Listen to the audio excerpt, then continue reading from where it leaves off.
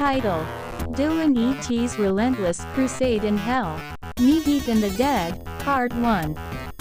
Part 1. A Portal to Nightmares. In the suffocating darkness of the Martian research facility, Dillon E.T. took his first steps, his sword's rhythm and tempo at the ready. The chamber's metallic walls whispered of ancient horrors, but Dillon's faith in God was his unyielding shield. The hilts of his swords pulsed with encoded behavior, known only to him, awaiting the command to unleash their divine fury. As the ominous text lingered in his thoughts, Dillon's mission took form. You are the only survivor of a military unit sent to investigate a research facility on Mars' moon, Phobos.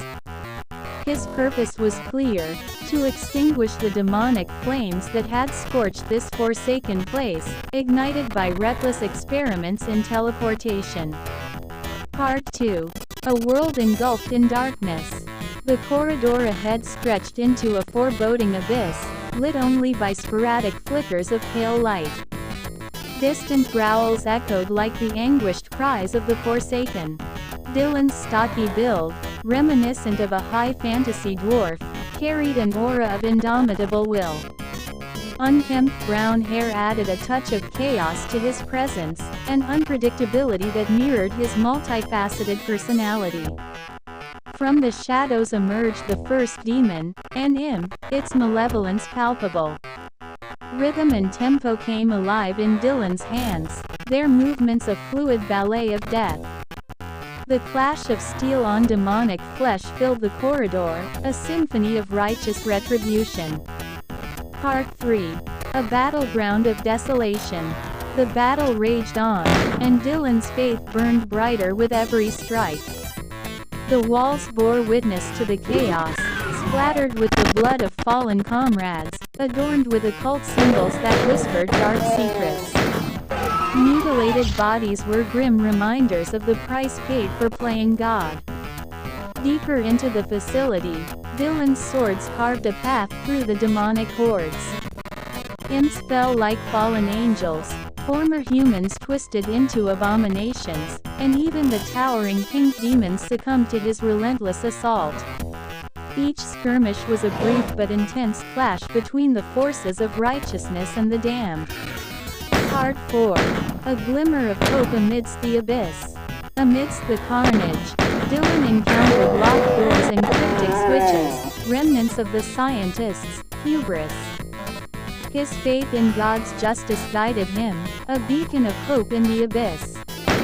Each switch he activated brought him closer to salvation, a chance to escape the clutches of this hellish nightmare. As he pressed forward, his belief in Jesus Christ's love fueled his determination. He saw himself as a sibling of Christ, spreading love in the darkest of places.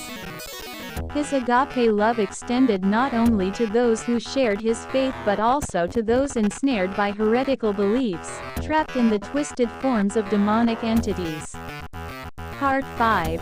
A Conqueror of Heresy.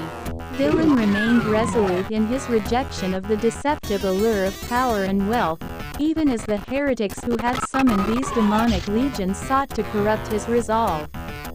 His unwavering commitment to truth made him an immovable force in the face of their temptation.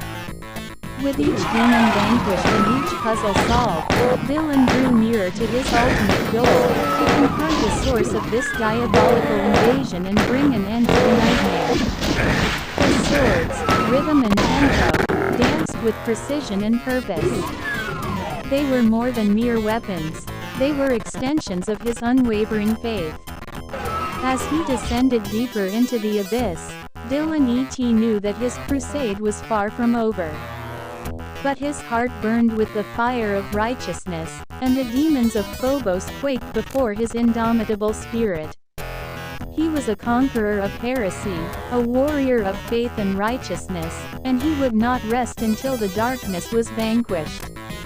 Part 6. The Abyss Beckons. The journey through the Forsaken facility led Dillon E.T. deeper into the bowels of hell itself. The air grew thick with the stench of brimstone, and eerie, flickering lights cast unsettling shadows on the cold, metallic walls. The encoded behavior of rhythm and tempo hummed in his grip, a constant reminder of his purpose. With each step, Dillon's faith in God's justice burned brighter, a guiding beacon in the encroaching darkness.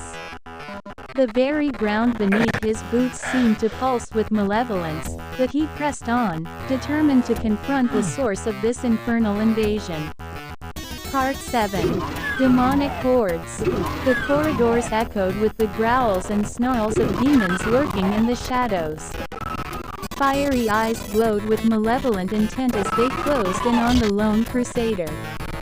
Imps, grotesque and impish, leapt at him, only to meet the swift and righteous fury of rhythm and tempo. Their blood sprayed across the walls, a stark contrast to the occult symbols etched there.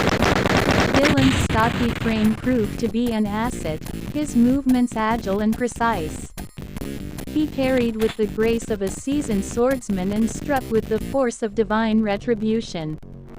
The demon-infested halls became a battleground, and he was the unwavering sentinel.